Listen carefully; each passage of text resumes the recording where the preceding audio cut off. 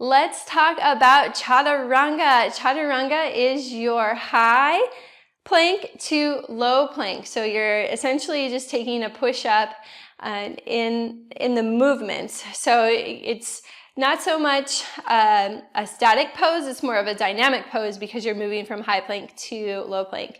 And let's break down Chaturanga so everyone has a place to go. Now, a Chaturanga is one of those poses that took me about 3 years to get.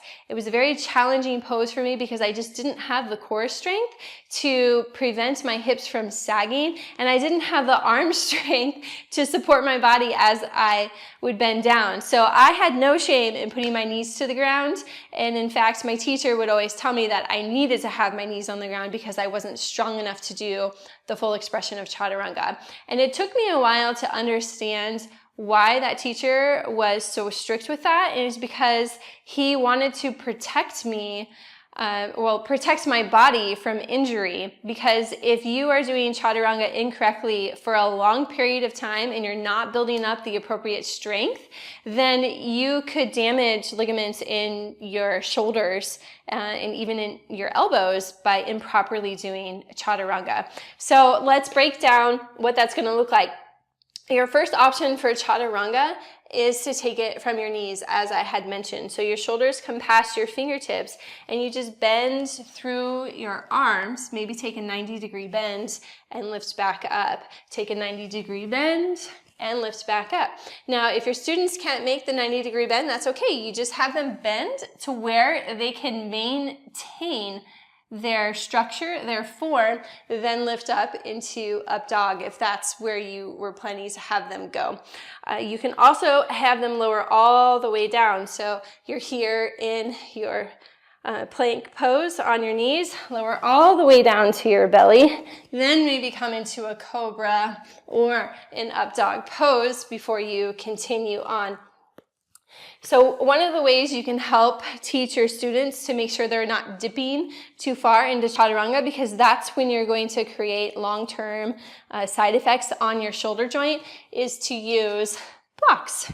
You can take blocks and place them on each side and your shoulder will tap the block. Now this is also going to depend on the proportions of your student's body. So, if they have really, really long arms, you may need to adjust the blocks so that it's up like that instead of down like I have them. And you'll just come into Chaturanga and tap. And now you can see when I come down into Chaturanga that I have more of like a 45-degree bend than a 90-degree bend. And so that's when, like I had mentioned, you'd want to adjust the blocks so that when your students bend through their arms, they're tapping here and lifting up, and they can get that sensation of how far they should be going in their Chaturanga. You could also just choose one block, because sometimes blocks are not as accessible in a studio or maybe even in your home. So one block can also do the same trick. So you can just place it in front, maybe see which way it needs to go, and then you bend and let your chest tap and up. Let your chest tap and up. And that's going to condition the movement for your students to know when that block is not there, that is where I need to stop. If they don't have a mirror, a block is a great resource just to keep an eye on that and build that muscle memory so they are conditioned to just bend to that 90-degree angle. So we had talked about how shoulders need to pass wrist. Let me move the blocks here so you can see. We talked about shoulders passing wrist, and that's so when I bend into my arms that my elbows are tracked over my wrist. Because if I'm here and I bend through my arms like this, my elbows are going back like that, and now I'm creating a lot of strain on my elbows. So you really want to create that 90-degree bend. It's all about how the joints are positioned in certain poses.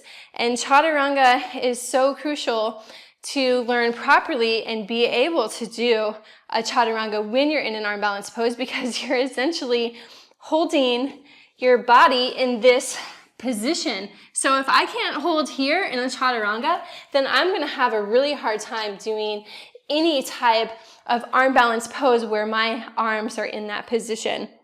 So Chaturangas are so beneficial to incorporate into your class. You can do them in your sun salutations. You can add them in as like an energizer in between some of your flows. Maybe even just do some push-ups, chaturanga push-ups, not like normal push-ups, but your chaturanga push-ups. Another point to just share is to make sure elbows are snug to your body as you descend down. You don't want to have your elbows come out to the side. That's more of a traditional push-up, which is great. But in an arm balance pose, you're not going to have your elbows out to the side like this. Your elbows are going to be in snug. So if your students are conditioned to bring their elbows out to the side in a chaturanga, then it's going to be hard when they move into an arm balance pose. If they need to take their elbows out to the side, because some students are like, oh, my teacher taught me chaturanga with elbows close to my body, and now I have all these issues with my shoulders because of it. Well, if that's the case, then your students just need to take their hands a little wider. So that way when they're bending down, they're not creating this movement if they have shoulder issues, but their hands are just wider to allow for that bend in the elbows that they need. And then that would be the same for any of their arm balance poses. They would need to take a wider base with their hands. So I hope this has been useful. A lot of great information here about Chaturanga. I look forward to seeing how you can incorporate that into your workshops and with your students.